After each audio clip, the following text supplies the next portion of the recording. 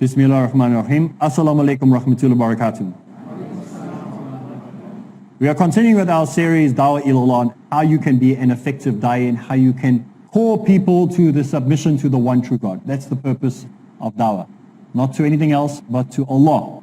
Once they have accepted Allah, then you introduce them to what His word says. So you'd introduce them to the Quran. And when they read the Quran, then they would learn who the Prophet Muhammad ﷺ is, and you would introduce them to that, and so on and so on. Everything is built around the most important concept, and that is who is Allah. Many times when we do dawah, we bring that in as the last thing. It must be the first point that we raise when we're doing dawah. So we've been going through this week all the different characteristics of a da'i. In the previous episodes, we've spoken about he has to have knowledge, he has to have good manners, he has to be a person who deals with his character and evolving his character to gain more knowledge. Many other points that are required. If you want to know all the points, you'll have to have looked at previous episodes. Today we are moving on to the 11th point, the next point on the characteristics of a da'i. And that a da'i should be just in all his dealings. He should be just in all his dealings. So he must be a person who witnesses to Allah in his teachings. He is witnessing that Allah is just. He's witnessing that Islam is just. And therefore he must be someone who believes in justice. He must be a just person. Not somebody who, is wishy-washy, doesn't actually stand for anything. They say if you stand for nothing, you'll fall for everything. So if you don't stand firm on anything that comes along, you will follow that new trend. We find this happening in Islam all the time with our youngsters. Whatever the latest trend is, a new sheikh comes on YouTube, and everybody follows him. And then another sheikh comes on, and everybody leaves that sheikh and goes and follows another one because they don't have a firm foundation. And then many of the things that they're following are not even true. And so you have these people traveling all over the country, they're the fashion of the day. But their teachings are not based on anything solid. And the people who are following, the reason they jump around from one sheikh to the other, one teacher to the other, one school of thought to the other, one group to another, is because they haven't got a solid foundation. So it's the job of a da'i to make sure that justice is something that he has developed in his character. That he is a person who is propagating true justice in the world and the system. There's a ayah in the Quran that our brother will inshallah read to us. Chapter 3, verse 102. For those who are not Muslims and might be watching. Chapter 3, verse 102. We'll read it now. O you who believe, fear Allah as He should be feared. Last time we were together, we looked at how we need to have a fear of Allah. Having a fear of Allah, a balanced fear of Allah, will help us to understand why we need to have justice in the way that we deal with things. Justice in the dealings that we deal with one another. And so we're now going to read chapter 4, verse 135 of the Quran. Chapter 4, verse 135. And it says, O you who believe, stand out firm for justice as witness to Allah, even though it may be against yourself or your parents or your kin, be he rich or poor. You see the requirement for justice, even if it is against yourself, against your family, against your tribe, your culture, you still have to stand for it, even if nobody else agrees with it. Because justice is justice. How many people do that in society today? How many people are prepared to do that? And sometimes there was a famous author in America, famous author. I'm not going to mention his name because I don't want to give him free advertising. But he's famous, he writes so many books, and he's one of the top writers in America. He grew up in Mississippi, which is like the racist capital of America in those days. That's where he grew up. And to fit in, he had to grow along with the racism of the day, just so that he wouldn't get into trouble. And he couldn't wait to get out of Mississippi as soon as he graduated from high school, because he says in his own words, I was a terrible racist. I was unable to do it. I wasn't good enough as a racist. So he couldn't wait to get out of there so he didn't have to put the act on anymore. And so the interviewer that was interviewing him on his life said, so That must have been a brave thing to do because you didn't want to be part of the racist system. And that's why he left. He said, no, I didn't leave it because I was brave. I left because I was a coward. He left the area not because he was brave. He left because he was a coward. Because if he was brave, he would have stayed there and he would have changed the system while he was there. This is from one of the famous authors in America. And that was the most truth I've heard someone speak in a very, very long time, especially on television. Most people were asked with the same situation, like you grew up in a racist community, what was it like? He would have said, yeah, I was hated again, didn't like it, it was unfair. Not him. He said, I went along with racism. I actually tried to be a racist, but I wasn't a very good one. And when I graduated from high school, I tried to get out there as quickly as possible. When they praised him, he said, I didn't leave because I was brave. I left because I was a coward. A brave person would have stayed and changed it.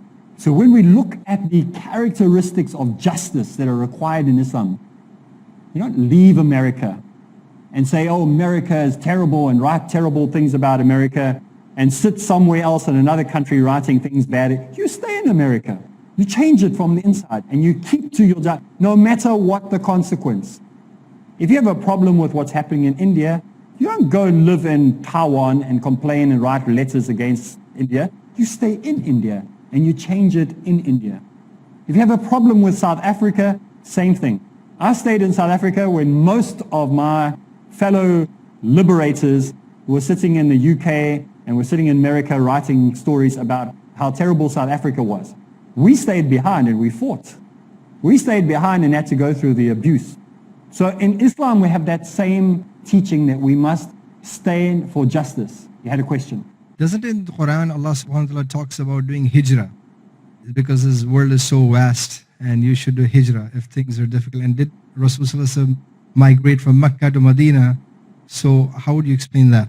That is not a problem. We're talking about as a person. Sometimes we need to stand for justice. Not talking about wars and fighting and battles. We're talking more about how we need to stand for truth. Because sometimes we compromise our truth. You know, there is a possibility in times of war and somebody was to say to you, you're a Muslim, you can say, no, I'm not. There is that teaching you can do. That some people are permitted to do that if they are feared for their lives. But we are saying as modern day 21st century Muslims that we need to stop apologizing for being Muslims. We need to be proud of being a Muslim. We need to stand up for justice. When we see women being abused in many parts of the world, we see that women are still being raped in this 21st century. How can this still be going on? We need to stand up and make sure that our voice is heard, that we are against this. Start organizations, put implementations into place that prevent these type of things from happening. It is for us to stand up for truth and justice. What did Superman say? I stand for truth and justice. But we need to be real life characters standing for truth and justice and not being afraid. However, if you're in a situation and you're under threat and your family is under threat, you are welcome to go and leave. But then you don't sit there and then say how brave and how powerful you are when you're hiding somewhere else. The way to change a political system is there in that country where you are. People take you seriously. Unless you're under a house arrest or whatever, then you've got no freedom to say anything. If you look at how many of the modern day liberated countries, how they were liberated from inside. They were not liberated by foreign countries and foreign powers. Maybe they're very, very new systems, but if we look back in the 80s and 70s, 60s and periods like that in time, the people who stayed, it was a long time to change the system. So we have to stand firm for justice. We have to stand firm in what we are calling to as a witness towards Allah.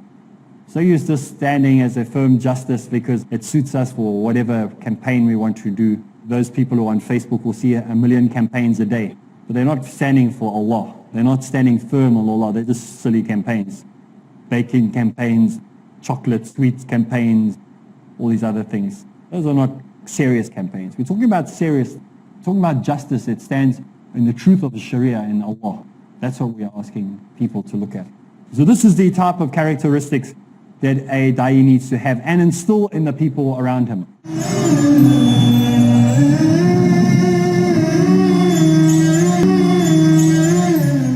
Another important aspect of a da'i is that he should be, and this depends culturally as well, because if you say we're talking about the German situation, A soft-spoken da'i, no one's going to listen to him. So they want a more aggressive phrase. But what we're talking about here is that a da'i's characteristic, according to this book called Dawah Ilallah, in his book he writes that a da'i should be soft-spoken.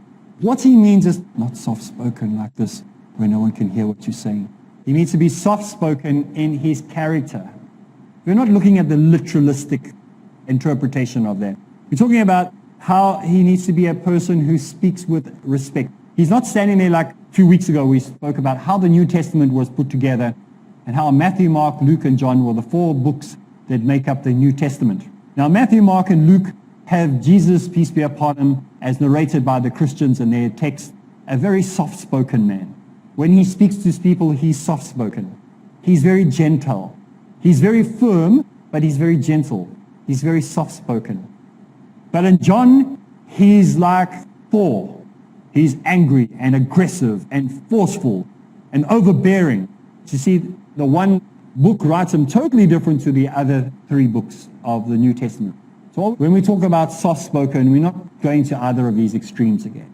You have a question? Assalamu alaikum. Alaikum salam wa rahmatullah. When we are inviting the Christians and they are so afraid of the hellfire as they have been taught so by the church, how do we remove that fear from their heart so that it's easier for them to come to Islam? We won't be dealing with that at this point as yet because we are dealing with the characteristics of a da'i right now. When we get to the point where we start to talk about how you talk to people on different issues, we will go through church doctrine. So we look at baptism.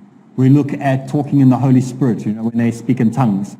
We look at all the different issues that Christians have as their doctrines, because Christianity is based upon church doctrine, not on the Bible.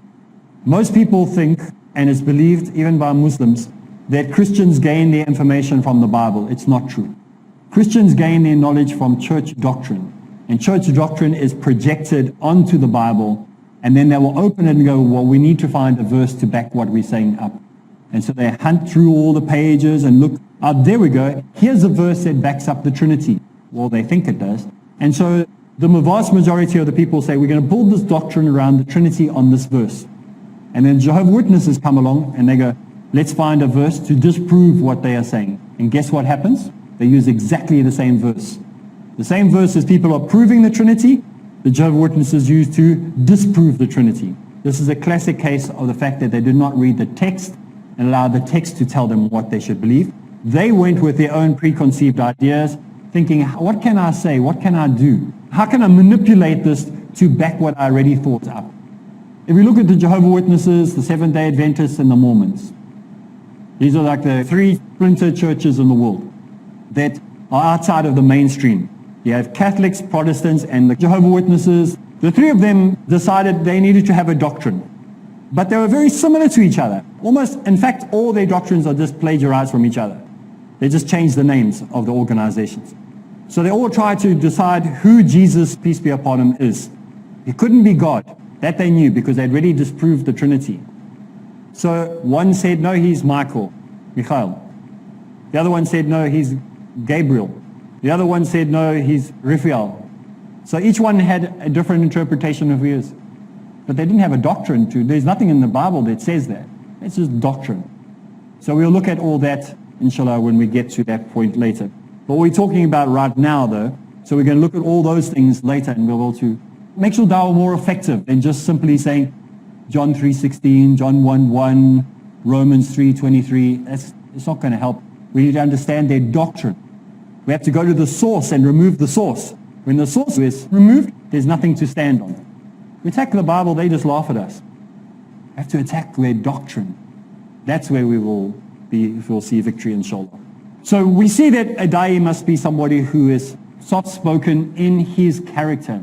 So he's not going to go there, Sometimes you have a Christian on campus, or maybe there's a Christian that comes to the MSA meeting, or whatever, comes to a public talk. Maybe there's a debate. And the Christian stands up and he asks a question, or he makes a claim. And so the brother becomes very aggressive in the way he answers them, very angry, antagonistic. And then all the Muslims, like a pack of dogs, all start attacking this guy. Maybe he's standing there. This is not the character of a Muslim. We mustn't embarrass the person. We mustn't become the worst things. We must be people who have good character, good way that we speak. if you go to Christians, they're very smart at this and actually teach this on how to do this. If they come and say I did a lecture to a predominantly Christian audience, and then it comes to question and answer time, they will start their question by saying the following: thank you very much for your lecture. I can see that you've gone into a lot of research on the way that you've studied a lot about the Bible, and you've gone into a lot of research and have analyzing everything that you are saying to us today. But I have a question. See what he's done? He's bloating your ego, he's softening you, and then he goes in for the attack. This is how they're trained to do it. They're taught how to do it that way. We just go straight for the jugular. And then sometimes that can actually, they expect that and they go, see, typical. We have to be cautious. We must use wisdom in how we speak to people. So when someone asks a question, and we might not agree with it, say, what do you mean by that? Always ask every question that is asked to you, reply with, what do you mean by that? If he says, how do you come up with the idea that Allah is God? Christian might ask you. Ask him, what do you mean by that? He doesn't even know what he means by that. It's something that he's rehearsed. It's something somebody told him. It's something that he read on a book somewhere. He doesn't know for himself why he's even asking the question. So when you say to him, what do you mean by that? He's caught off guard because now he has to go, what do I mean by that? What do I mean, who is God? What do you mean by who is God? Ask him a question so you get specific answers to the question that he's going to ask. Because there's too many broad questions. They say a broad brushstroke is the expression. You just paint like madly. If you see someone who's a good artist, he takes a small little brush, he's got 5, 6 hairs on it, and he gets the details. That is what we want to get from a question. What detail? Don't give me a broad question. So most times, ask him, what do you mean by that? So this is what we are talking about when we are speaking about the characteristics of a da'i. That we need to be someone who doesn't attack. We are soft-spoken. We listen to what they're actually saying. When somebody answers you, repeat what he said to you. Why is that important? Because sometimes what you hear is not what he's saying. You are thinking from your own perspective what you think he said. It's not what he said. So when somebody says, well, I don't believe that the Prophet Muhammad ﷺ is the messenger of God. You say, am I hearing you saying that you don't believe God sent prophets? And he said, no, I believe God sent prophets. I'm just saying that I don't believe in the final prophet. And you say, so you want to repeat what he's saying back to you so you're getting the right understanding of what he's saying. Because sometimes he's not saying that at all. And you just coming from your own perspective. So always, even though it'll be aggravating and people will not like it, even with your wife, it's something worth doing. It'll bring peace and harmony in the home. If your wife says something, repeat what she said back to her. If she asks you a question and you answered it, ask her to verify this is actually what she's saying. Because sometimes we don't always understand what women are saying. And so we get ourselves into trouble because we interpreted it. Instead of saying, is this what you are saying? It's a small little thing, but it helps in da'wah. To always, when the person answers, say, is this what you are saying? And then clarify things that way. So this is all under being the character of how a da'i should be, that he's soft-spoken. This all is incorporated under that point. Now, a da'i should be a person, the next point that this author brings up, he says that a da'i should be moderate in his behavior and attitude. Moderate. So what is moderate? Moderate is not going from one extreme to the other. Sometimes we have in this world, people have gone to extremes in Islam, and they need to have the middle. It doesn't mean we compromise. Moderate does not mean compromise. So write that in big letters in your books, write it in big letters in your brain, remember at home. Moderate does not mean compromise. Some people believe you must compromise Islam to fit in with the society that you're living in. You must compromise Islam to fit in with your Christian community, Hindu community, Buddhist community, atheist community. That is not what we are saying. We're talking about moderation, being moderate. But we must also be careful what we understand by the word moderation. Because even moderation is different. I often hear Christians saying to each other, you can drink, but drink in moderation. Well, if you're an alcoholic, your moderation level is very, very different to somebody who has a casual drink on Christmas Day only, like some Christians do. So this one is having a glass of wine, and this one is drinking a barrel of beer a day. So his moderation level is going to be very different to his moderation level. His moderation beer is going to be 1 sip, and his is going to be half a liter a day. So moderation has to be understood as well as based on the Sunnah, based on the Quran. This is what we are talking about, not your interpretation of moderation. So we're not compromising, and we're not taking moderation to the extreme. We're keeping a balance in what we do. And so when we look at the way we behave and our attitude as a da'i, it must be of a moderate nature, not prone to extremes on either way. So we don't compromise, but we keep a balance. We don't want to go say, some people go to the other extreme and everything is haram. In another group, everything is halal. So we want to keep a balance there. There are things that are permissible and there are things that are not. Don't lie about things that are not permissible to suit the audience. They say, oh no, it's okay, you can do, no. You can say to the person, it's not permissible, but we understand you're new to Islam.